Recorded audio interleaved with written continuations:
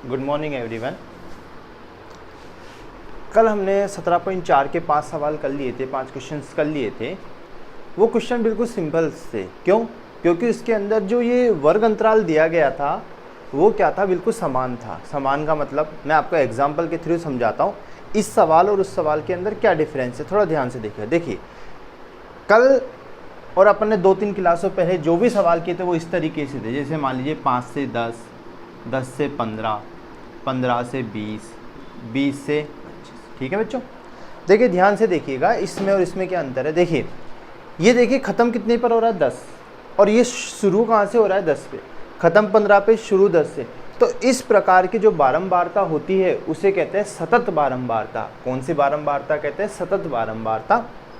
ठीक है बच्चों, लेकिन जो ये सवाल दिया गया है ये मैं आपको इसलिए समझा रहा हूँ क्योंकि इसके अंदर इस प्रकार का नहीं है।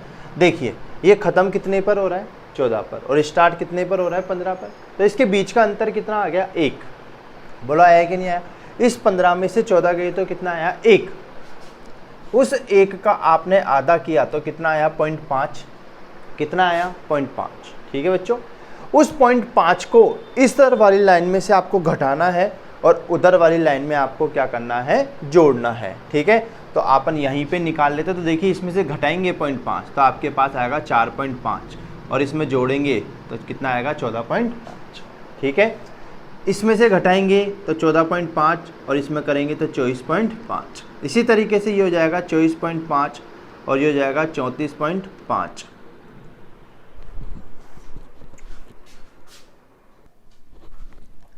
ठीक है, अब ये हो जाएगा 34.5 से 44.5, और ये हो जाएगा 44.5 से 54.5, और ये हो जाएगा 54.5 से 64.5।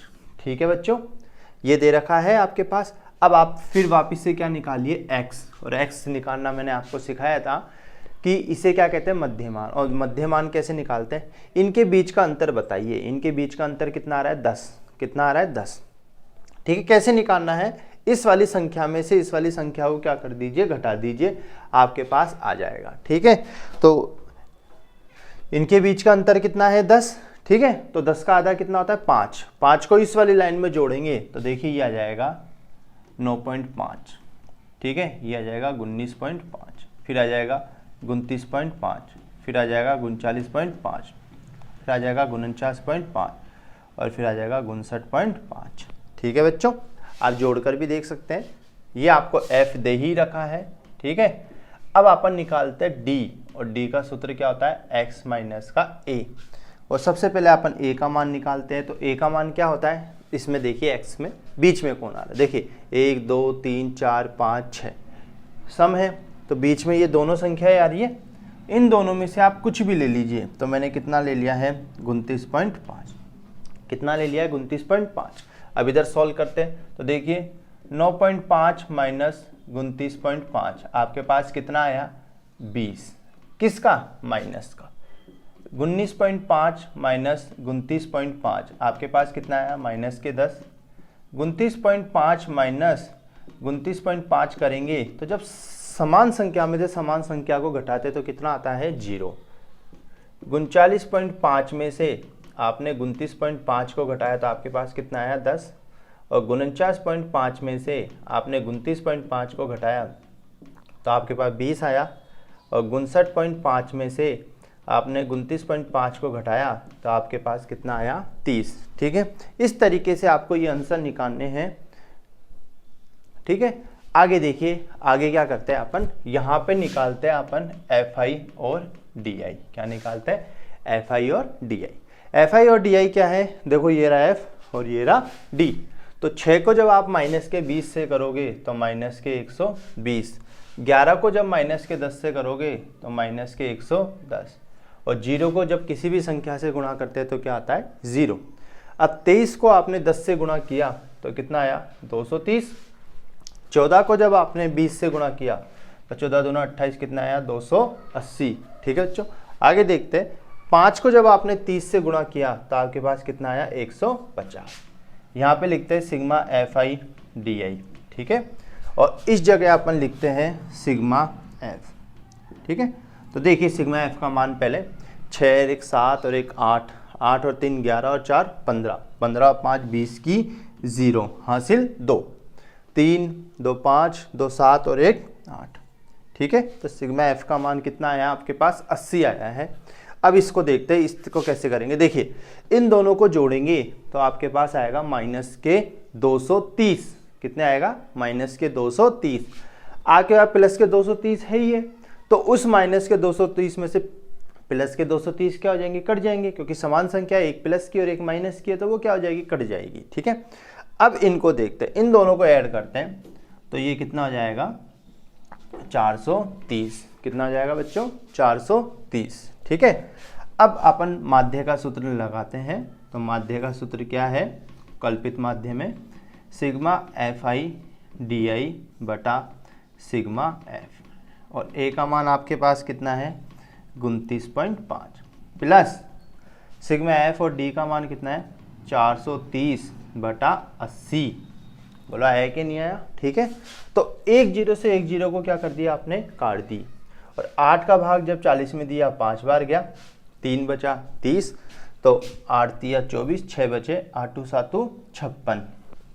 ठीक है, अब क्या करना है आपको 29.5 प्लस 5.37 को क्या करना है ऐड, तो इसके आगे कुछ नहीं है तो 0, और जब आपने इसको ऐड किया, ठीक है, तो आपके पास आंसर कितना आया 36.87।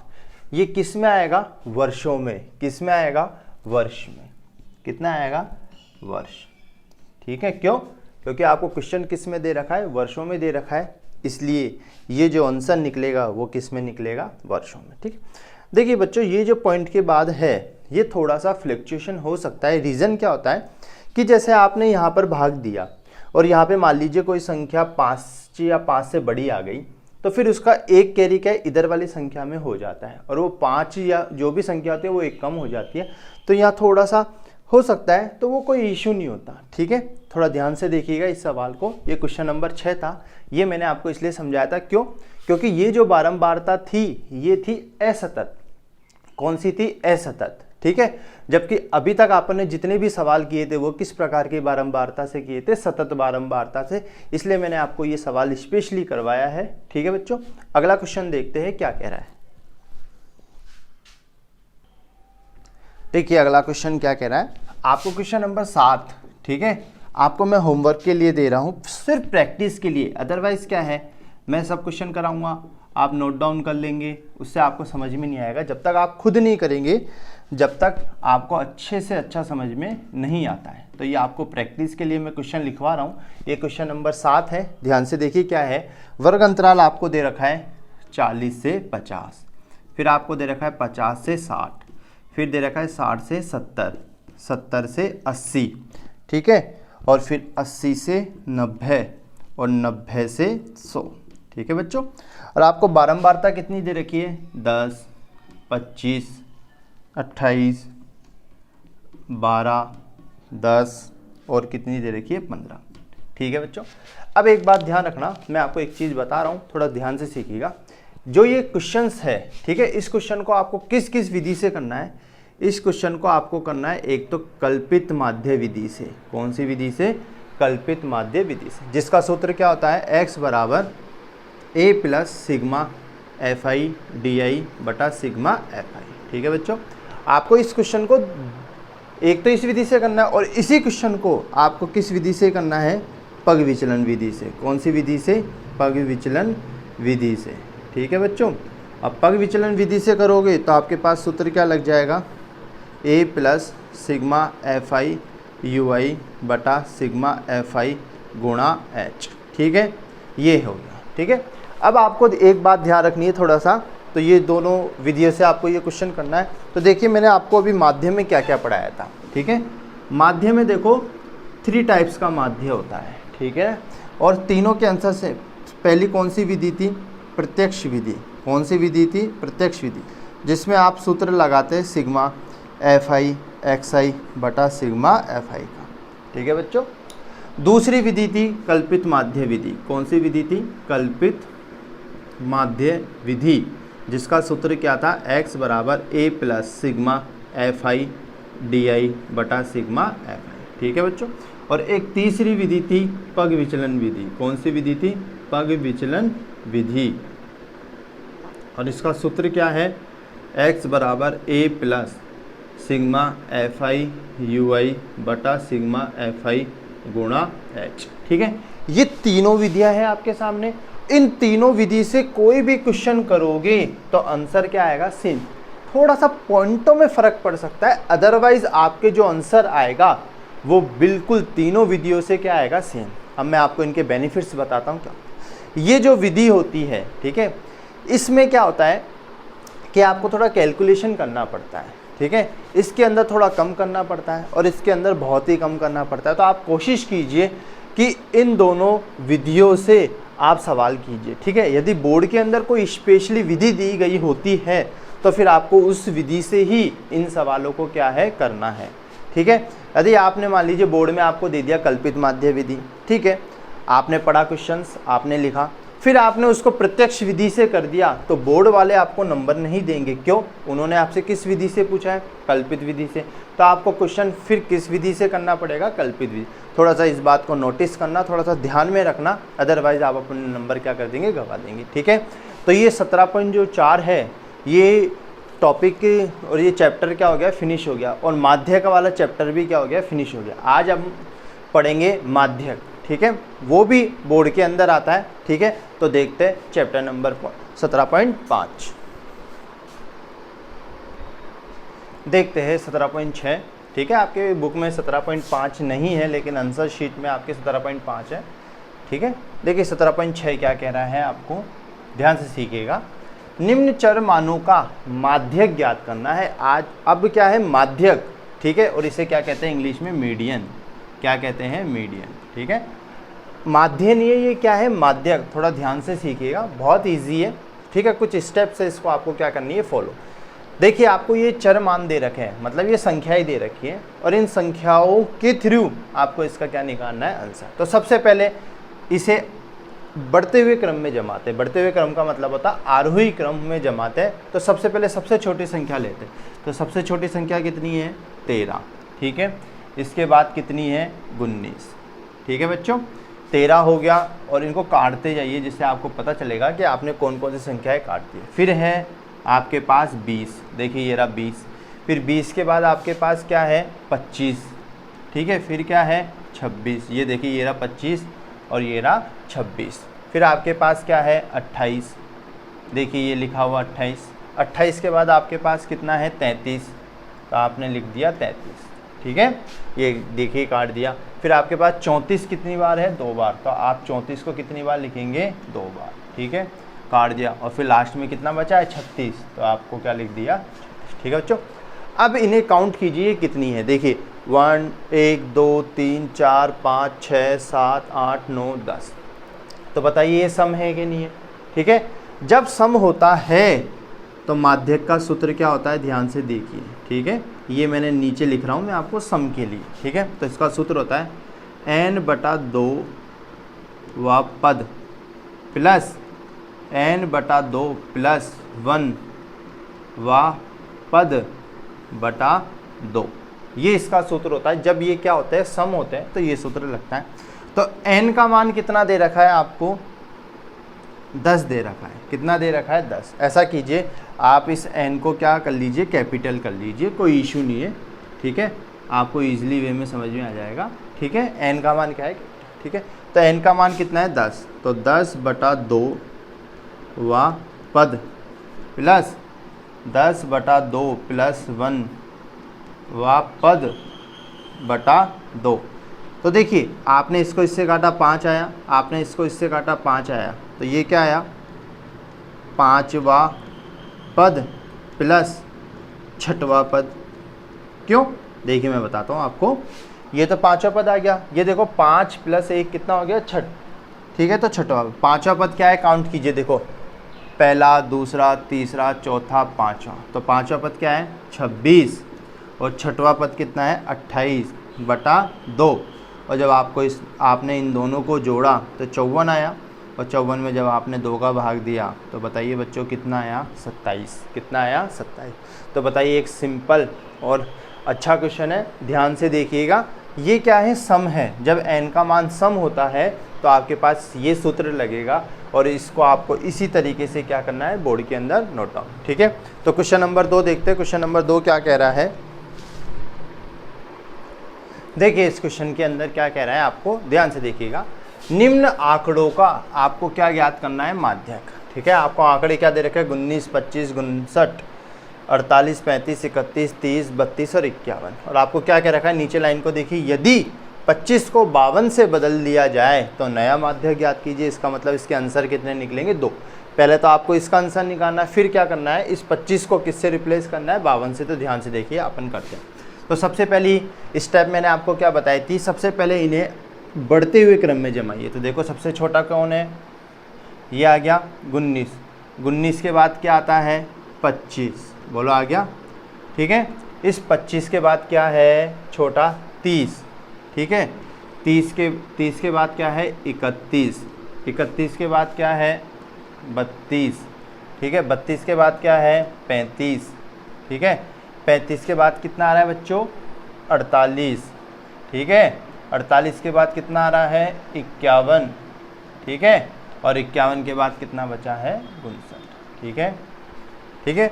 अब ध्यान से देखिए, पहले इन्हें काउंट कर लेते हैं, ये कितनी है, 1 2 3 4 5 6 7 8 9। ठीक है, और देखिए नीचे भी 9 है क्या, 1 2 3 4 5 6 7 8 9, नीचे भी कितनी है, 9। और n का मान क्या है, n 9 है, जो कि क्या है, विषम है। क्या है, विषम है। तो देखिए जब विषम होती है ना, तो ये बिल्कुल सरल फॉर्मूला होता है इसका, माध्यक बराबर, इसका फॉर्मूला हो जाएगा n+1/2। ठीक है बच्चों, और n का मान कितना है, 9 + 1/2। ठीक है, यहाँ पे लिख लेना वा पद। ठीक है, तो 10/2 वा पद। और जब आपने इसको इससे काटा तो कौन सा पद आया, 5वां पद। अब देखिए इसमें 5वां पद कौन सा है, 1 2 3 4 5। तो आपके पास आंसर कितना आया, 32। ठीक है बच्चों, आ गया। अब अपन इसी का दूसरा रूप करते हैं। जब आपको सवाल के अंदर क्या कह रहा है कि 25 को 52 से बदल लिया जाता है, तो कहने का मतलब है ये जो 25 है ये नहीं है अब। ठीक है, ये क्या हो गया है, 52 हो गया है। तो देखो इसे जमाते हैं वापस से, तो 19। अब देखो ये 25 नहीं लिखेंगे, क्यों, क्योंकि ये तो क्या हो गया, 52 हो गया, और 52 कहाँ आएगा, 51 के बाद। तो फिर क्या है, 30, 31, 32, 35, 48, 51। और अब बेटा क्या लिखेंगे, 25 की जगह 52, और ये कितना आ गया है, 59। ठीक है, वापिस से अपन n का मान क्या है, 9 है, जो कि क्या है, विषम है। क्या है, विषम। ठीक है, तो माध्यक का सूत्र लगाते हैं। तो माध्यक बराबर n+1/2वां पद। ठीक है, तो ये हो जाएगा 9 + 1/2वां पद। तो ये हो जाएगा 10/2वां पद। और जब आप इसको काटोगे तो कौन सा पद आएगा, 5वां पद। ठीक है, अब 5वां पद देखिए, पहला, दूसरा, तीसरा, चौथा, 5वां। तो कितना है, 35। कितना है, 35। तो इसका मतलब आंसर इसका कितना आया है, 35।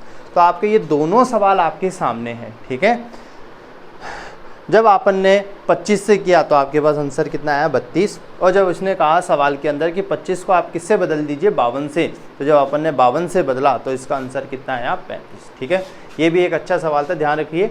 मैंने आपको जब n का मान सम था, पहला क्वेश्चन उससे कराया, जब n का मान विषम था तो मैंने आपको दूसरा क्वेश्चन इससे कराया। ठीक है, अब अगला क्वेश्चन देखते हैं, अगला क्वेश्चन क्या कहता है। ठीक है, क्वेश्चन नंबर 3 देखिए, क्वेश्चन क्या कह रहा है, क्वेश्चन नंबर 3। आपको इसमें माध्यक ज्ञात करना है, लेकिन इस बार आपको किस तरीके का माध्यक दे रखा है, ये x का मान और ये किसका मान है, f का। ठीक है, निकालते हैं। सबसे पहले अपन यहाँ पर निकालेंगे संचयी बारंबारता। क्या निकालेंगे, संचयी बारंबारता। ठीक है, और उसे क्या कहते हैं अपन, CF। क्या कहते हैं, CF। ठीक है, और CF को इंग्लिश में क्या कहते हैं, कंपाउंड फ्रीक्वेंसी। कैसे निकालते हैं, ध्यान से देखिएगा। देखिए बच्चों,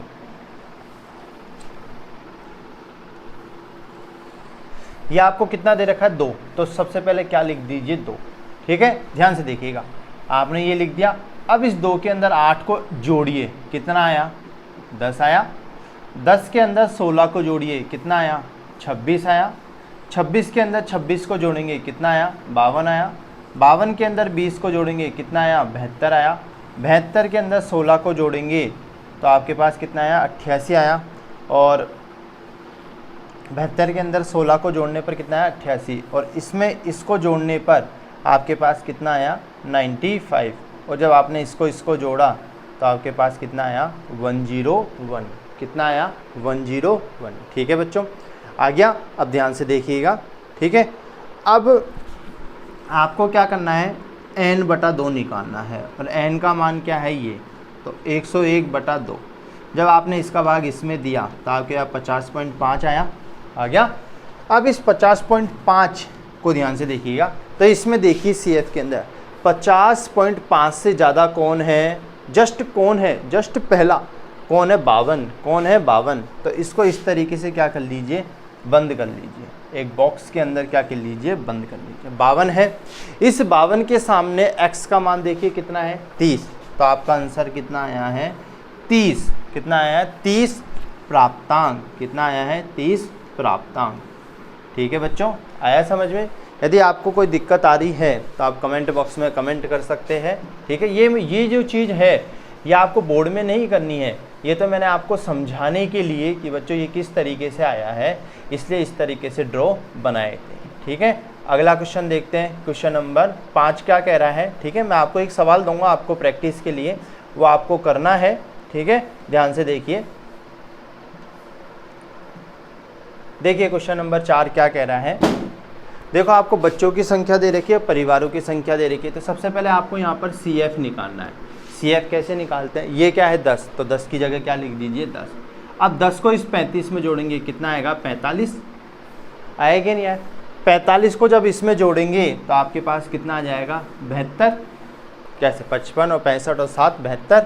जब आपने इसको जोड़ा तो आपके पास 89 आ गया। ठीक है, और जब 89 में आपने 6 को जोड़ोगे तो कितना आ जाएगा 95 आ जाएगा। ठीक है, 95 में 3 को जोड़ोगे तो 98 आ जाएगा, और 98 में 2 को जोड़ोगे तो कितना आ जाएगा 100। ठीक है बच्चों, अब ध्यान से देखिए, जब आप इसका भी कुल योग करेंगे तो इसका भी कुल योग कितना आएगा 100। अब आपको क्वेश्चन को चेक करना है कि आपने राइट किया है या रॉन्ग। तो ध्यान से देखिए, इसका जो कुल योग है और इस CF का जो अंतिम है वो हमेशा क्या आएगा, समान आएगा। ठीक है, और वो समान आना ही चाहिए, जब भी आपका ये क्वेश्चन का आंसर जो होगा बिल्कुल राइट होगा। अब अपन निकालते हैं n/2, तो n का मान कितना है 100/2। जब आपने इसको इससे काटा तो 50 आया। ठीक है, फिर मैंने आपको स्टेप सिखाई थी। इस CF के अंदर देखिए 50 से जस्ट ज़्यादा कौन है, 72 है, 72 है। इस 72 वाली लाइन को इस तरीके से क्या कीजिए, ड्रॉ कर लीजिए, कर लिया आपने। और इसके अंदर देखिए x का मान कितना है 2, कितना है 2, तो इसका आंसर कितना आया 2 बच्चे। कितना आंसर आया 2 बच्चे। ठीक है बच्चों, एक बिल्कुल सरल क्वेश्चन था। ठीक है, अब आपको मैं एक क्वेश्चन दे रहा हूँ जो आपको प्रैक्टिस के लिए होमवर्क करना है।